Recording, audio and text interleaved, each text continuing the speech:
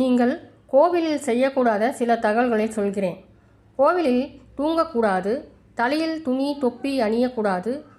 கொடிமரம் நந்தி பலிபீடம் இவைகளின் நிழல்களை மிதிக்கவே கூடாது. விளக்கு இல்லாமல் வணங்கக்கூடாது. அபிஷேகம் நடக்கும்பொழுது கோவிலை சுற்றி வரக்கூடாது. குளிக்காமல் கோவிலுக்கு போகவே கூடாது. கோவிலில் நந்தி மற்றும் எந்த மூர்த்திகளையும் தொடவே கூடாது. கையில் விளக்கு ஏந்தி ஆராதனை காட்டக்கூடாது. கோவிலில் மனிதர்கள் காலில் விழுந்து வணங்கக்கூடாது. கோவிலுக்கு சென்று திரும்பியவுடன் கால்களை கழுவவே கூடாது. கோவில் படிகளில் உட்காரவே கூடாது. கோவில் சிவன் பெருமான் கோவில்களில் அமர்ந்து வர வேண்டும். பெருமாள் கோவில்களில் அமரக்கூடாது.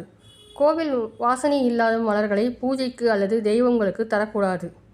மண் விளக்கு மற்றும் முன் அவைகளை கழுவி சுத்தம் செய்யாமல் ஏற்றக்கூடாது. கிரகணம் இருக்கும்பொழுது கோவிலை வணங்கக்கூடாது. கோவிலுக்கு சென்று வெளியே வந்து தர்மம் செய்யக்கூடாது. புண்ணிய தீர்த்தங்களில் வந்தவுடன் காலை வைக்கக்கூடாது. முதலில் தலையில் நீரை தெளித்து கொண்டு கால் அலம்ப வேண்டும். குளத்தில் கல்லை போடக்கூடாது. கோயிலை வேகமாக வலம் வருதல் கூடாது.